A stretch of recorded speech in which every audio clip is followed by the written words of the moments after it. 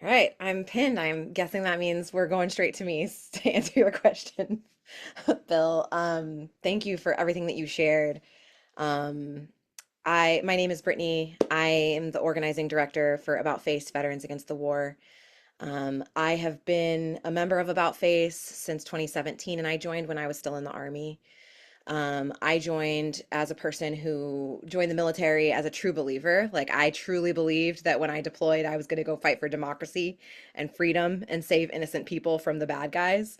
And it was a devastating way to realize that I was misguided in that to find myself occupying someone else's country and realize that I was on the wrong side of justice and of history in participating in that unjust violence.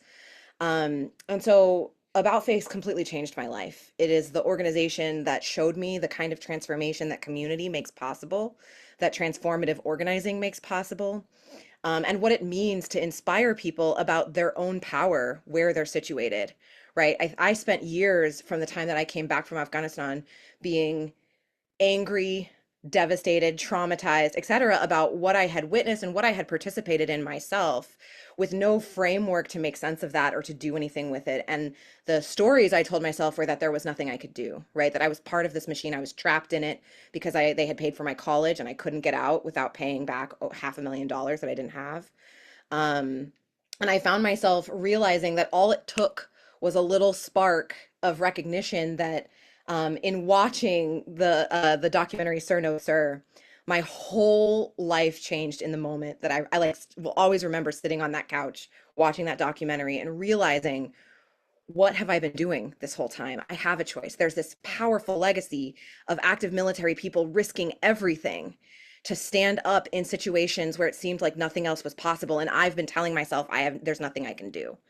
And that was all it took to ignite my own belief in my own agency, a willingness to take risk, right? And to do so in accountability and community with a broader movement of people.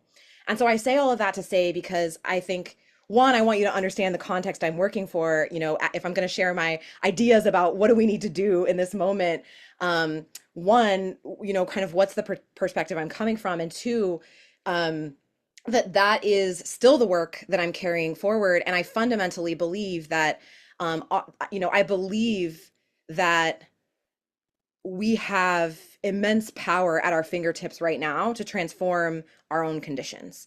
And that we're in a moment where neoliberalism, which has held a vice grip in controlling our government for the last decades, is losing ground. And that there's a real shift in the way that American imperialism is being executed and contested for, in this moment. And I think it's really important that we all like recognize that shift that's happening in order to make sense what this moment demands of us. And it's also to say that, like, I don't think any of us have the answers, because we are in this inflection point, right? Like, I think we are having to feel our way through this moment, with as much grounded assessment as we can and the best conjectures we can come up with based on what we learned from history and our ideas about what's possible. And so I am going to put forward some pretty like clear opinions about what I think should happen, but I want you to know that they're held with a lot of humility, and that I'm saying them this forcefully because they're an invitation that, if you disagree, that's an opportunity for provocation that helps us all sharpen our thinking about what's possible in this moment. Right. So I just wanted to give that context. Um, I am operating with an understanding of our conditions, which is that we're seeing the kind of like desperate, grasping decline of neoliberal control of our government in this country, and we're seeing the rise of an ideological fascist movement that has been able to capture governing power, meaning, right, certain seats, enough power within our governing system to start changing the table, right? To change the rules of the game, to reorganize the kind of goalposts, and the norms, but they have not consolidated to seize control of the state. There's still meaningful fractures that they're trying to overcome in order to consolidate that kind of like very broad, diverse right-wing set of movements that they're trying to move forward. Um, And that we have as people, if I say we, the people's movements, what I think many of us, if we're here, we probably think of ourselves as left in some way. I'm very clear that we have two distinct enemies, and maybe more, but we'll say two for the sake of simplicity in this moment. And that is this kind of authoritarian front that is working to consolidate itself so that it can move from governing power into state capture and state control, right? To consolidate their full ability to control the state in an uncontested way. And that their main enemy are the neoliberal forces who they've had to wrestle power away from, but the neoliberal forces are also our enemy, right? And so we have these two, I'm clear, right? Both of them are the enemy of the people. And that we live in a movement moment where there has been a tendency to lump together, because we have these two enemies that are both very distinctly enemies, together into this like unnuanced mush of all our enemies versus us. And that positions us in a very disempowering way of relating to the power dynamics of this moment. And so that's one assumption that I'm operating with around how I understand how I'm making sense of the conditions that we're in. And because of that, it asks this question that I think we have to grapple with, which is what would it take in the conditions that we're looking at to advance control, right? To move towards a reality where the people, our people's movements, control the governing system. Now that is a complicated and sometimes controversial question in leftist spaces in and of itself, right? Like then we're going to debate the idea of like, should that even be the goal? The reason I'm asserting that that's the goal is because as anti-imperialists, there is no way for us to sidestep our responsibility to contest with the state. Because there is no way, there is no amount of market disruption that we could do to undermine imperialism, because the market forces will just shift shapes, right? Like the market forces for imperialism will always be there, and there's no way to check them without meaningful governing power for a sustained period of time, right? Even if our goal is anarchy, even if our goal is even if our goal is social democracy, right? Like wherever you fall on that spectrum, there's no way for us to avoid that in order to move away from an imperialist reality of US imperialism, we have to deal with the state at some point, right? Because otherwise, what imperialists, as we all know, have been able to do is weaponize the state to protect the market interests, even when they're contested on the market side, right? Even when we're able to disrupt at the level of capital and business, right? And I think that this is a truth that we don't like to confront. I think that that is a really depressing truth, right? Like I take no joy in confronting like there are going to be many things I say in the next 10 minutes that are like, yeah, it sucks that we're in this position. And I wish that wasn't the position that we're in. And yet I come from a place of like, I am so determined to win for our people and our earth that we have a responsibility to confront the shitty position that we're in a realistic and sober way that allows us to make real strides towards changing that, right? And I think in order to do that, we have to be willing to confront this idea that there's no sidestepping dealing with the state. And so if there's no sidestepping dealing with the state, then what is our strategy to wrestle away control of the state from both the fascists and the neoliberals?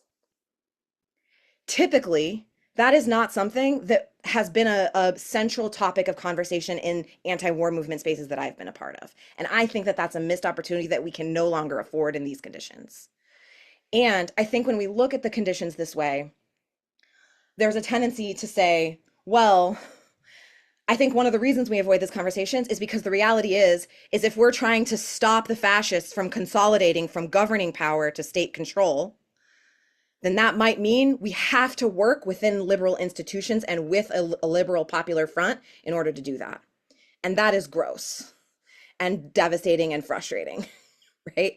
It is. It just is. And we, unfortunately, are not positioned in a position where we can build the infrastructure necessary to capture state power away from either of these enemies of ours without engaging with the structures that are rigged against us right now, right? Just like to get into the nuts and bolts of it, literally these two corporate parties, right? One of which I would contend was suffered a coup by a fascist movement that took it over, meaning the Republican Party, right? And then our kind of like normal neoliberal Democratic Party.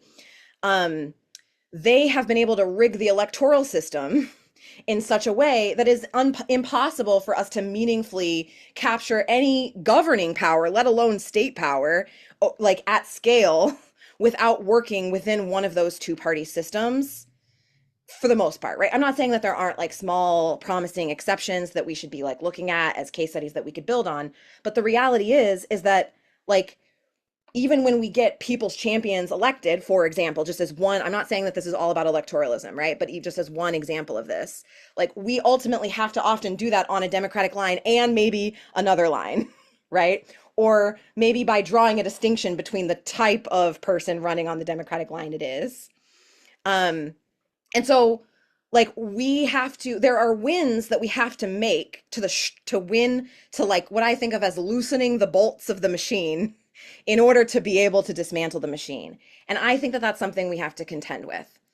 I want to pause because I'm seeing a note from David and I'm wondering if yes, I'm almost at time. I thought I might be.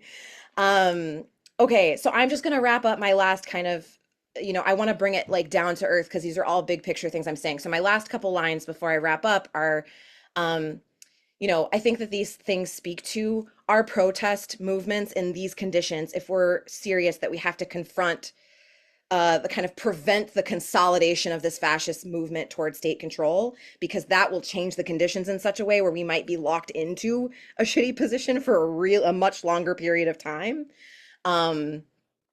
Is that we have to be, every protest action that we do has to be moving towards capacity for mass non-cooperation. Every single one. We cannot keep doing protests that are trying to win like specific siloed wins without a connection towards how we understand that that protest is going to be building capacity towards mass non-cooperation, because it will take mass non-cooperation when we end up in red line situations, right? Where we have an auto coup situation, for example, where a president is like, I'm not leaving, or undermines an election so aggressively that it's not legitimate. The other thing is that I think everything has to tie back to a unified anti-authoritarian front. One example I'll give of this is as, they're beating the drums of war with Venezuela. There's a temptation amongst some, I've noticed in our sector, to be like, we need a new anti-war movement to stop the war with Venezuela. I disagree. I think that we need to embed ourselves in anti-authoritarian cross-sector spaces to pull in analysis about Venezuela and to connect it back to the anti-authoritarian movement that is already gaining traction, right? And so that would look like, instead of being like, it's all about the oil, I'm not saying don't say that, but I'm just giving an example, right?